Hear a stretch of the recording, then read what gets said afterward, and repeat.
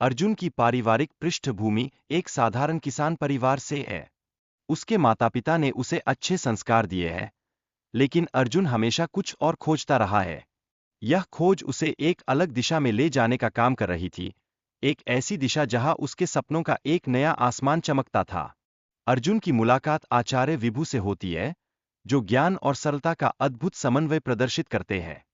आचार्य विभु तुरंत ही अर्जुन की ज्ञान की भूखमरी को समझ लेते हैं और उसकी जिज्ञासा को संजीवनी देने के लिए तत्पर रहते हैं। यह मिलन एक महत्वपूर्ण मोड़ साबित होता है।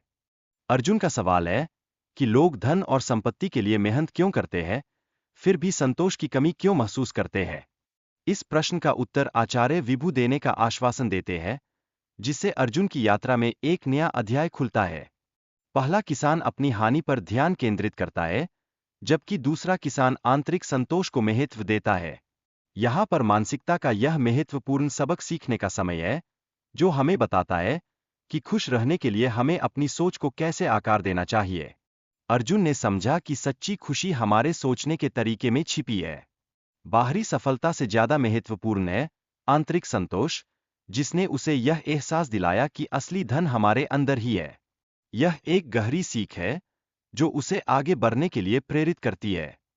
ध्यान करने की प्रक्रिया में अर्जुन को कई मुश्किलों का सामना करना पड़ा, लेकिन आचार्य ने उसे प्रेरित किया कि वह अपने विचारों को बिना प्रतिक्रिया के देखने की कला को अपनाए।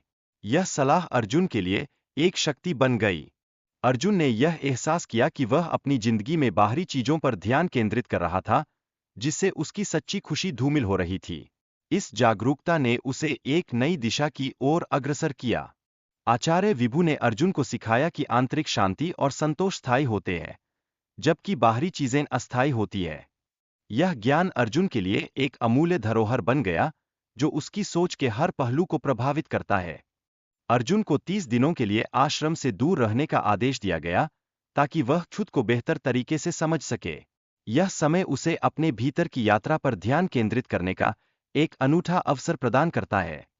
आचार्य विभु ने अर्जुन को बताया कि असफलता भी जीवन का एक अनिवार्य सबक है और निरंतर प्रयास करने से ही सफलता की प्राप्ति होती है। यह प्रेरणा अर्जुन को अपने संघर्ष में और अधिक अनुकूलता प्रदान करती है। अर्जुन ने एकांतवास के महत्व को समझा और ध्यान करने की प्रक्रिया में गहराई से जुड़ने का निर्णय लिया। यह अनुभव उसके लिए आत्मनियंत्रण की ओर एक महत्वपूर्ण कदम साबित हुआ। अर्जुन ने अपने विचारों पर ध्यान केंद्रित करते हुए छोटे छोटे संकल्प लेने शुरू किए, जिससे उसे अपने मन को समझने में मदद मिली। ये संकल्प उसे अपनी ऊर्जा को सही दिशा में लगाने के लिए प्रेरित करते हैं। अर्जुन ने ध्यान के माध्यम से अपने मन को नियंत्रित करने की कला सीखी। इस प्रक्रिया में उसने अपने विचारों को आने और जाने देने का अभ्यास किया, जिससे उसकी मानसिक स्पष्टता में बढ़ोतरी हुई। अर्जुन की यात्रा केवल उसके लिए नहीं, बल्कि पूरे गांव के लिए एक प्रेरणा बन गई। उसने अपने नए ज्ञान को गांव वालों के साथ साझा किया, जिससे उसने दूसरों की जिंदगी में भी एक सकारात्मक परिवर्तन लाने की कोशिश की।